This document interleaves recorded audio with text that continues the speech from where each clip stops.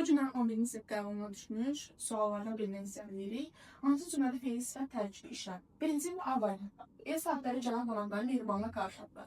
Qarşıladılar kim ev sahibləri, kimi qarşıladılar qonaqları, hansı qonaqları, gələn qonaqları. Burada gələn fe'li sifət olmasına baxmayaraq tərkib deyil, fe'li sifətdir. Sonra baxırıq B variantımız. Variantımız düzdür. C variantına baxırıq. Asif yazılmış məşrubu qatlayıb zərfə qoydu.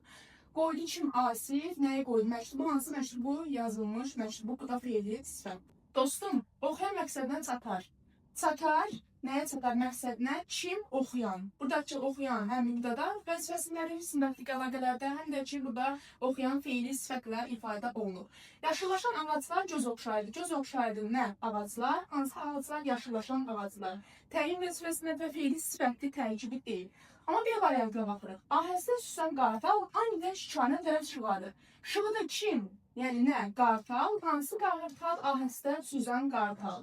Fe'li sifət tərkibindən ifadə olunub və təyin vəzifəsində.